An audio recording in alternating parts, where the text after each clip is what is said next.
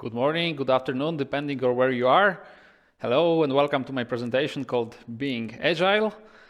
So, without further ado, the word agile is being thrown around more and more frequently, and some of you have heard it, some of you have worked in agile environments, others might have not and are still quite puzzled when they hear the word agile. What exactly does that mean to be agile?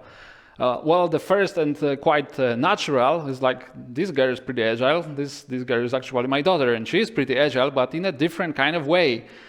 Today, I will try to discuss what being agile as a mindset is, where did it come from, and I will try to give you as many real-life examples as I can to not only give you some theory, but to show you how those ideas apply in practice. So, before we start, let me share a few words about who am I and why am I talking about Agile. So my name is Piotr Pelcer. I've been working with IPF Digital for around 4 years right now.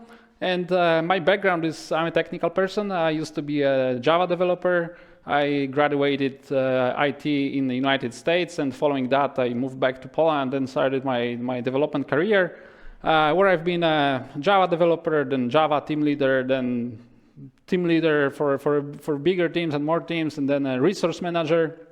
And actually at that point of my life, I decided that this is not where I want to go. I think this is pretty pointless, and I started discovering other ways of managing people, not managing resources, but managing people and managing it in a way that I feel is the right way.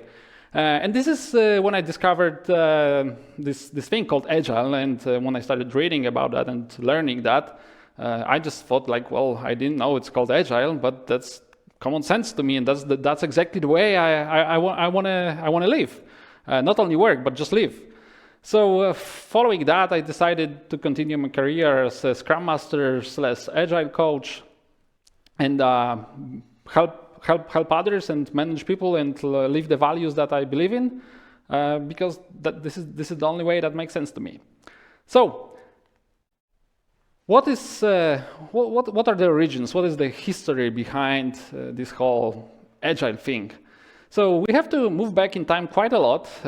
In fact, the famous Agile Manifesto, or rather Manifesto for Agile Software Development, has been written and signed in 2001. So it's legal age right now. The Agile Manifesto can walk into a bar and order a beer, and it's old enough to do so. So it's not a new concept, and to be honest, the concept is called Agile right now, but the concept itself is much older than that. So what actually led up to the point in 2001 in Utah where a bunch of guys decided to meet and create this manifesto, and why?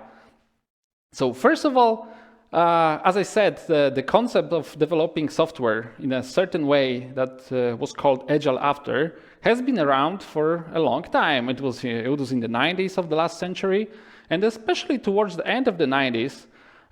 For those who follow the stock market, they are aware that the end of the 90s and at the beginning of this century was the so-called dot-com boom, where there were company after company was getting, and everyone was getting into software, creating websites, etc., etc.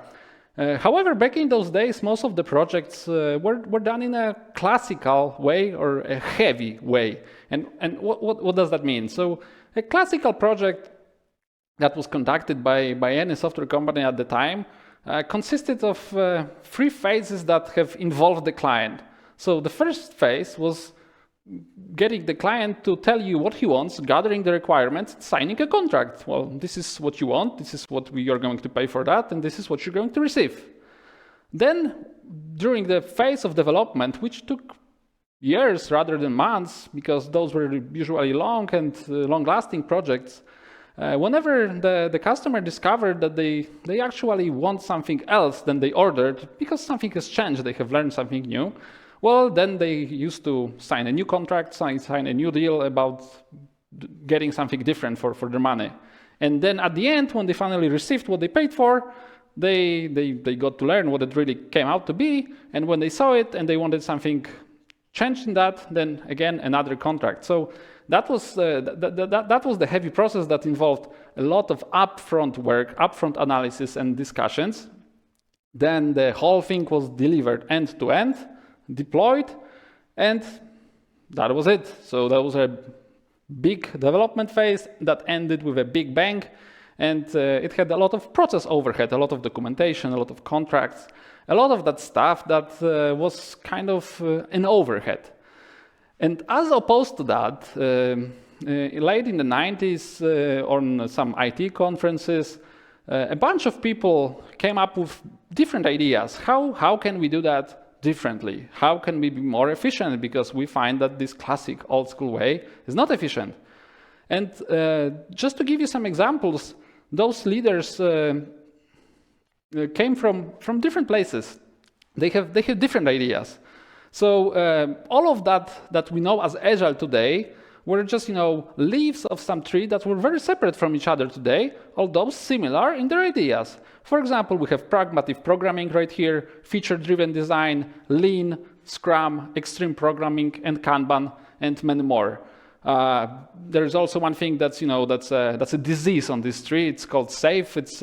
It actually wasn't there back in the day, but I couldn't resist, and I have to put it there and cross it out because many projects today are trying to implement Agile using the framework called SAFe, which has the only thing in common with Agile is the A in the name. It's basically nothing. It's the opposite of Agile. So just wanted to share this with you.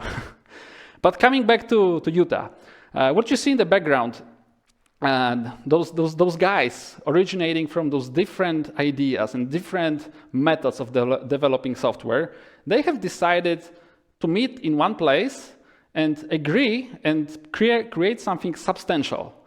So they knew each other before they met at conferences, and they understood that their ideas are similar and similar to each other, and solving the same problem to remove the overhead and be more lightweight. Back in the day, they were called like lightweight methods as opposed to heavy methods. So when the guys met, the first thing that they wanted to discuss is like how do they want to call those methods, because the word that was tossed around, lightweight, was the word that they don't appreciate very much because they didn't like it. They didn't want to have this connotation in others' minds that they are like weak and light, and like it doesn't sound very good. So the first thing that they discuss is actually what word should we use, and they discussed light, adaptive, Agile, and they honestly did not like any of those. And since Agile was the one that was discussed last, they decided, well, let's create a manifesto, and if we don't find a better name, it will be called that. Well, there it is. This is the history behind the name. That's why it's called Agile, not something else right now today. So the guys discussed their ideas and decided to write it down and share it in an official document with everyone, to show that an approach to developing software can be different, it can be easier, and result in a better product than what was used very commonly all across all companies everywhere, pretty much. So they have created this manifesto for Agile software development. And to be honest, it's so short and simple that I have decided to go against my own standards of not putting any text on slides and put just a little bit here. But this is all of it. Like what you see here, this is the whole manifesto, like word by word. So it's very simple. So how can such a simple text change so much? Because I mean, it's not a book. It's 7 lines of text. It's very little. So using the fact that it's very little, I'll go ahead and just read it with you. So what they wrote is that we are uncovering better ways of developing software by doing it and by helping others do it. Through this work, we have come to value individuals' interactions over processes and tools, working software over comprehensive documentation, customer collaboration over contract negotiation, and responding to change over following the plan. And those 4 bullet points are fairly well known among people who follow Agile. However, usually the last sentence is forgotten, but it's pretty important. The last sentence is, that is, while there is value in the items on the right, we value the items on the left more. So it's very important not to omit this last sentence, and I will try to go one by one on those items and tell you a little bit more why. So let's start with the first one. What does that really mean, and how can this be applied in practice? So individuals and interactions over processes and tools. There is nothing wrong in processes and tools. As the Manifesto says, we value the things on the right. It's still good. So there's like nothing wrong with having help desk tickets. However, there is something wrong in valuing help desk tickets over individuals and interactions. And just think about your own experiences. Have you ever experienced such a thing that you needed help? You needed help because your email was not working. And someone was telling you, well, yeah, you need to submit a ticket. Well, but my email is not working. I cannot get to my workstation. I cannot log in because something is not working. And without a ticket, no one is going to help you. Or you're like, your mouse broke. It happened to me, like my mouse broke a few years ago, and I went to the help desk guys at my company back then, and they told me that, well, they will not get me a new mouse without a ticket. But I said, well, how can I submit a ticket if my mouse is not working? Like I cannot use my computers. How can I submit a ticket? And I was like, well, no ticket, no mouse. There you go. So another thing is how people communicate. So if you're trying to use a process to communicate, and you use, for example, Jira to communicate between people, that's okay. There is value in that. However, if you value the communication through the tool more than actually the individual that is behind that ticket on the other side is a real person, this is what they wanted to emphasize. That it's about valuing the interactions between people, and those people more than processes that don't have a soul. Moving forward, working software of a comprehensive documentation. So this might sound obvious. So why did they include such an obvious thing in the Manifesto? Well, the reason they did is that, especially back in the day, those projects that were being worked on were very long and very heavy, and the documentation in them consisted of tens of thousands of pages. And to not be empty-worded, later in this presentation, I will come back to a project that I was personally involved in, and this project did have tens of thousands of pages of documentation, and we will see how it was about the working software back then. So stay tuned later for that example. Next one, customer collaboration over contract negotiation. So at the very beginning, I have described the 3 stages where the customer was usually involved. That's very little for a project that was, for example, taking 2 years. I mean, having meeting 3 times in the middle, it's pretty unreasonable. However, it was often the case. So just to give you an example, you sign a contract for a project, and one of the requirements for your solution is that you want your customers to be able to sign on very easily. For example, using single sign-on, and you wanted integration with MySpace. Then a year later, MySpace is dead. Probably some of you have never even heard of that. What is MySpace? That was an attempt at a different Facebook. So, the contract says MySpace, but the customer says, well, but I don't want that anymore. Can we please change that? So the customer collaboration over contract negotiation is speaking about the intent. Our intent is to deliver what you want, is to deliver it in the way that you will be satisfied with the product that you're receiving, and we will value your satisfaction over the contract negotiation. Obviously, we value the contract, we value the negotiation. There is still value in that, and probably legally it's still needed. But we are going to approach it in such a way that we will make sure you're happy. And the last one. The last one is my favorite. So responding to change over following a plan. So there are a few sayings that I really like to quote right here. So the first one comes from the military, and it says that even the best plan does not survive the first enemy contact, which is probably, I never been to the army, but I can imagine it's true. You can have a plan and then shots start firing and your plan goes away.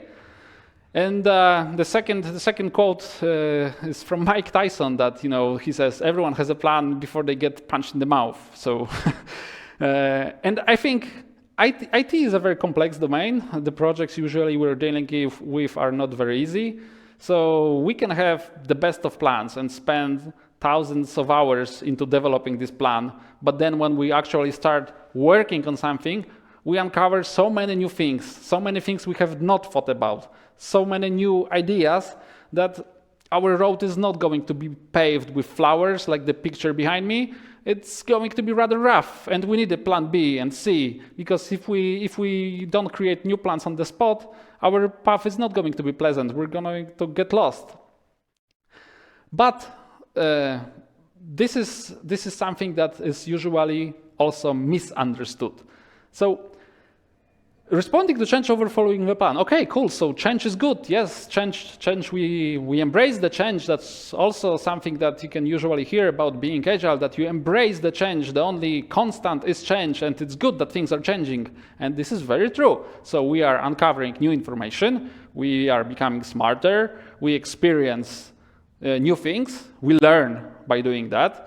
And that's why we know that our previous plan can be enhanced right now. We have a better idea, and this is normal. However, what I often see is going too far in the opposite end of the scale. So, for example, someone says, well, today I need this functionality, and the team starts working on that, and tomorrow he says, well, never mind, I actually want this functionality to work differently. And then again and again he changes his mind. He says, like, what's wrong with that? Like, I know I'm uncovering new things. I have new ideas every day. I'm smarter every day, and this is agile. This is change. No, this is like something different. Like, constantly changing your mind is not change. It's chaos. It's lack of direction. So you have to be careful to not push the scale too far, because change is good. Educated change, that we learn something new and we are smarter now, is very good. Constantly changing your mind for the sake of changing your mind because this is agile, no, it is not. So this is what I wanted to highlight here. So that basically covers the 4 statements in the Agile Manifesto. However, since the guys had some spare time, to be honest, they decided to add something to their Agile Manifesto, and that's why they added 12 principles. And those 12 principles are rarely remembered and rarely read and even rarer applied, which is a shame, because they actually go a little bit deeper and try to give more insight into what actually they mean by them. I will not go over all 12 principles today. I have chosen 5 that I will go over, and I will try to give real-life examples for them so that you see how they should be applied. So the first one, number 5, it says, build projects around motivated individuals, give them the environment and support they need, and trust them to get the job done. So this sounds like, what is the meaning of that? To have build projects around motivated individuals. And I would like to use an example of a team. And let's say this team is working on a project in one environment, and they're performing very well. Everything is delivered, the quality is high, there are very little bugs, deadlines are met, everyone is happy. You take the same team and put them somewhere else, and suddenly the same team does not deliver on time, does not care very much about quality, there are bugs over bugs, and things are getting delayed, and everyone is frustrated. So what is different? The difference is in the environment they are in. Maybe this is something that should be looked at. And to me, this is actually very important. What kind of environment is motivating for people? And to be honest, it does not take that much. What it takes is to actually removing the pain points, because naturally people who are experts, when they get together, they are motivated. They want to do cool stuff. They want to develop nice products and be satisfied with the outcome of their work. So what happens that in one place they are and the other they aren't? Well, the other place probably puts some overhead to their work and adds stuff that they find disturbing and they don't want to do. And what are the examples of obstacles that are actually brought by some organizations? So first one that I have encountered is detailed time reporting.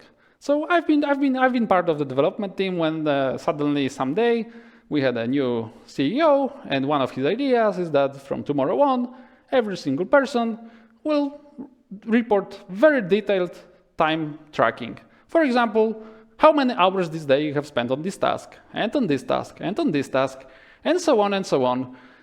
And actually, this might sound very minor, but it took some time, and it was very tedious, and no one enjoyed it. And then, there was another decision that we're going to use some new work equipment, and everyone will get this keyboard that is one type suits all, no exceptions. And it was like very tiny keyboard that was totally unsuited for writing code because no one's hands were fitting the keys very well. You were making typos everywhere, and on top of that, a dress code was introduced. So, on one hand, someone was trying to tell us that guys, you should feel ownership for the product. We trust you that you will deliver the best solution possible, but we don't trust you to dress in the morning properly. Well, no, you're not capable of doing that. So you see, those are all these little things that are adding up. And when you add enough of those pain points to a team, they are only motivated enough to not get fired. Absolutely not to fight for the project and create a product that they care for. All right, so principle number 10. Simplicity, the art of maximizing the amount of work not done, is essential. So you might be a little bit puzzled right now. Maximizing the amount of work not done. What is up with that? So let me try to explain and then give an example. So usually in companies, people have ideas. And those ideas might be for a new product, for a new feature, for an existing product, or maybe something has changed in the law and we are legally obliged to add some requirement to be compliant, and this is the idea that we need to do that. And if you take any of those ideas and put a team on that to work on that idea and implement something, some increment, some product, some package that can be delivered to production and fulfill this idea, this is what is called output. So between idea, work done, we have the output. But why do people have those ideas? Well, probably they have identified that there are some customers, some stakeholders whose needs are not currently satisfied. They want to satisfy their needs. That's why they had this idea. And maybe there is some kind of metric used in the company that is kind of unsatisfactory right now, or even if it is satisfactory, we would like to have this metric even higher. So this is what's behind our idea. So combining all of that on the left together, this is what we have now. And obviously, if we do the output and have our outcome of our work down, so let's see what do we have later. So first of all, we have those customers whose needs we're trying to solve. And we have satisfied some of their needs, some are happy, some are partially happy, and you cannot please everyone. But that's okay. Let's also, we know that the output of our work was the work done, and what about the needs? Well, this is the outcome. So what was the outcome of this idea? And now let's look at the metrics. So what happened to that? Well, hopefully we were right, and this had impact, positive impact. So what is the problem here? Well, the problem here is that we have a lot of those ideas. And for example, I have looked into our change management board very recently, and there is hundreds of those ideas. And so how do you know which to choose out of hundreds of those ideas? Well, Agile mindset tells us that we should try to minimize the output, so minimize the work done, in other words, maximize the amount of work not done, but at the same time, to maximize outcome and impact, to choose smart what kind of work to do and what not to do. And now let's move to an example from my own personal experience. When I was a developer, I was writing on a trading platform for a stock exchange in Poland, in Warsaw. And we've been developing this platform for around 3 years. We have gathered some requirements from brokerage houses. We knew what they wanted. We actually managed to sign more than one. So we were selling one product to multiple brokerage houses, which was pretty cool from cost perspective. And we have identified 264 functions that we needed to write for this platform to be fully working. And there was plenty of documentation. This is not yet the example of tens of thousands, but there was still plenty. We were working for around 3 years. We have written those 264 functions, and we deployed this to production. And then we were, doing the business as usual, maintaining the code, adding some new features, some new change requests, fixing some bugs. And one day, we had this idea that It was actually kind of random that this idea came to us. We were implementing some analytics and someone had the idea, let's test how many times our functions are being used in different brokerage houses. And the results were pretty shocking. So we have found that after working on this project for 3 years, deploying it to production, and it was running in production for a year already, only 24 functions were used daily. That's not that many. But well, okay, maybe weekly, maybe some are used weekly. So functions that were used at least once a week were 59 of them. And once a month, 101. So where's the rest? And we have learned that out of 264 functions that we have developed for 3 years, it was a lot of work for a lot of people, 124 of them were never ever used, not even once, by any of our clients. And it was shocking to us because we could have saved a year and a half of our work. I mean, so much money for the company, and from like developers' perspective, it's like, you know, I worked hard for some of those functions and like no one cares for them ever. It was like a waste of effort, complete waste of time and waste of money. So, you know, this is exactly what Agile says not to do. Don't take the whole scope and, you know, work on that for 3 years and then big bang, here you go. Actually, try to maximize the amount of work not done. That means understand the true MVP. What is the minimum viable product? Not MVP 1, MVP 2. That means nothing. This is like, you know, misunderstanding very basic concept. Minimum viable product is a set of functions that is minimum. There cannot be any more than one minimum in mathematics. Well, if there are, they're the same. It's a specific function, but it's the same value. So let's truly identify as little as possible, deliver that, and see if this is enough, because maybe this is enough. If we have used this approach, we would have probably delivered around 50 functions in first, I don't know, 9 months, then maybe 80 at the year mark, and then maybe someone would say, hey guys, actually, we delivered 80, but the right ones, the used ones, the ones we actually need really a lot, that's enough. And then, yeah, there you go. 2 years of people's lives saved, so much money. All right, so let's move next, though. The next one is principle number 6. The most efficient and effective method of conveying information to and within a development team is face-to-face conversation. And I mean, come on, it's obvious. Well, if it's so obvious, why is it really so hard to implement that and work in this way? You know, a few years ago, if I were talking about that, I would give the example of writing emails. But actually, I feel people have learned that, you know, writing an email to someone is not the best way to get the answer in a timely period. Sure, you probably might get an answer sometime, but if you want to communicate and get the answer very quickly, well, the best thing would be to go to this person and talk. Well, so obviously a step forward would be to using some, you know, messaging systems such as Teams or Slack or Discord or whatever is in place in our environment. Even a step forward would be to call someone on their phone or on those communicators, but the best would be to see someone face to face. All right, well, another example. So yes, we know that face-to-face is better and emails are bad. So we have this system with software tracking system that we use, and we put our requirements there, we solve our ideas right there, and we give this to the development team. Do you see the mismatch in those approaches? On one hand, you say you understand that face-to-face is better, and on the other hand, that you still use some system, which again, it's a tool. It's not that the system is bad. The system is very good. But let me share one very crucial mindset that I want to emphasize here.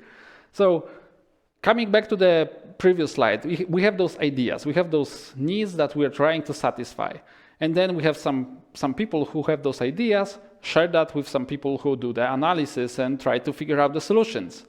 We take those solutions and we give them to the people who will be actually solving that. And we hope that through this cascade, what we receive at the end is actually what someone requested at the very beginning.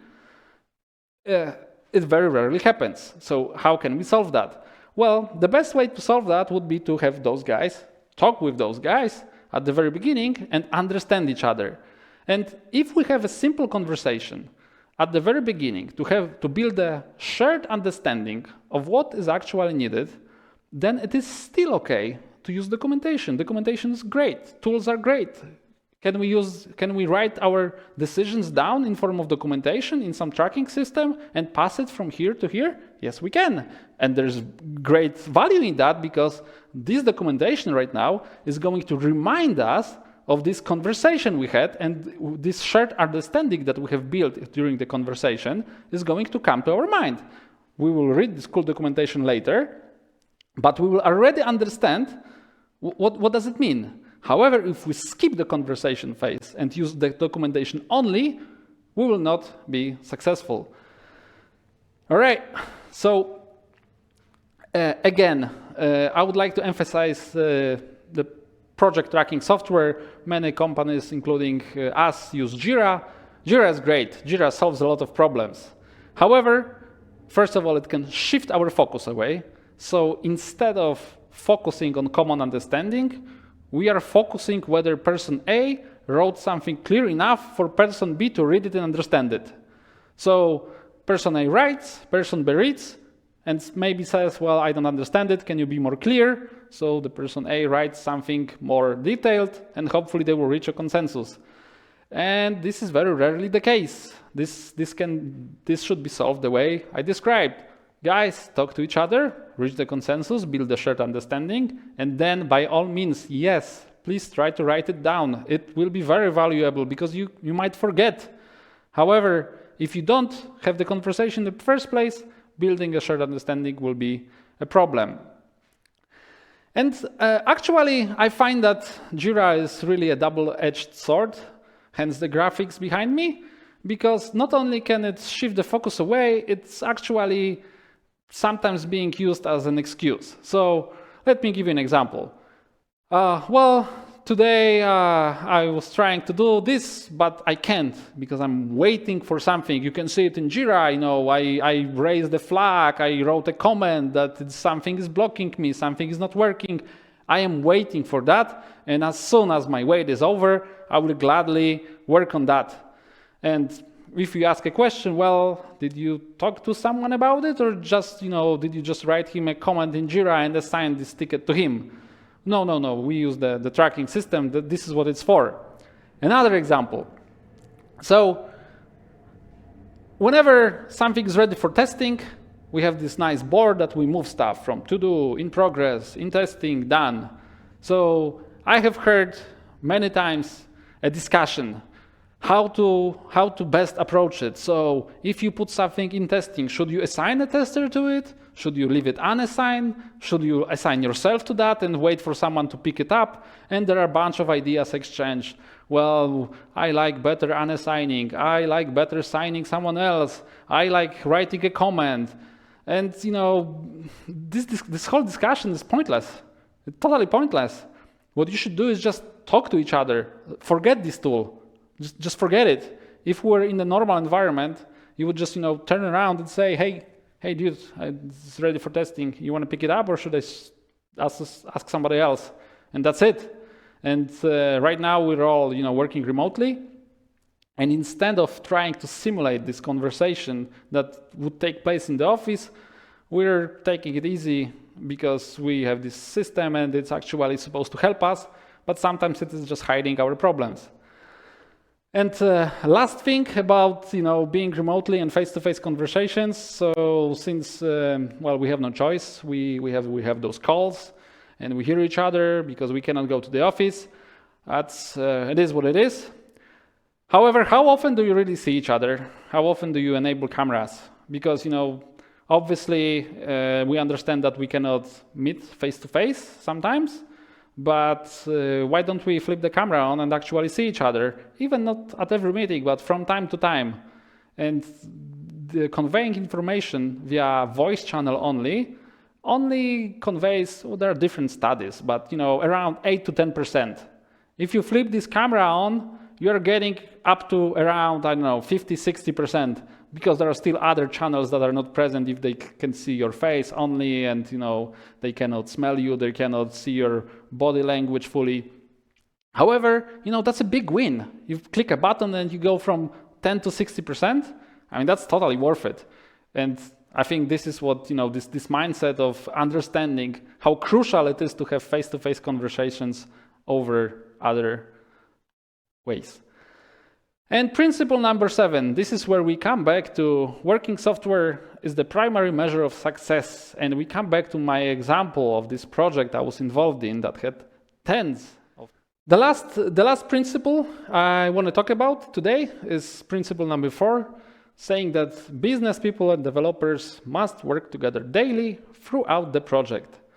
And this is something I have touched upon on many other occasions when I was talking about other principles, but I wanted to highlight it again, that it says that those guys must work together daily. And I think the ultimate goal here is to even kill this distinguishment between business and developers. Like, why there's an and between them. They don't have separate goals. They are not working for different companies. They're supposed to be one team. They have one goal, and they are successful together. If they're not successful, they also fail together. But in reality, we often observe still taking sides, is that, we did that and you didn't do that, and we didn't do that because you didn't deliver us something. And that happens whenever there is a lot of handover, communication via documentation, sharing, having few points of contact. So, for example, catch-ups, once a month, once per 2 weeks, maybe once a week, but it's still, that's still not daily. If you want to make sure whatever the product you're working on is successful, you have to be agile, and being agile means really working together, hand in hand, cooperating, and understanding that there is no us and you, us and we. It's just, it's one entity. It's us. We have to work together. So I wanted to end with that as a principle to make you have a reflection. Is this the way this is currently functioning? And if not, what can we do to change that? And describing, putting together everything I have talked about today, I wanna close with one last thing. My father always told me that you should change the word. You should try to change the word. And I was like, how can I change the word? Changing the word is pretty tough task. It's not that you can change the word. How many people really change the word these days? It happens very rarely, and it takes a lot, right, to change the word. However, in the recent years, I have started thinking about it differently, especially when I really tried to embrace those agile values, not only at work but in my personal life. I was trying to listen to him and change the word a little bit. So it's really hard to change the word, but to change the word around you a little bit, it's not that hard, to be honest. So whenever I think of that, I'm trying to ask myself the question, is what I'm doing really for the best? Is it really for the better for me and people surrounding me and those I care for? Because if it's not, maybe I should rethink the process I'm involved in and adapt, make some changes.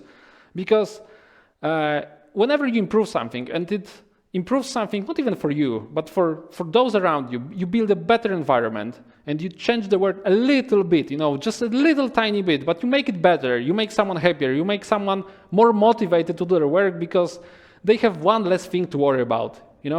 That's sometimes all that it takes to make a difference. So this is my call to action for you to try to not only embrace the agile values, but whenever you have the opportunity and you see some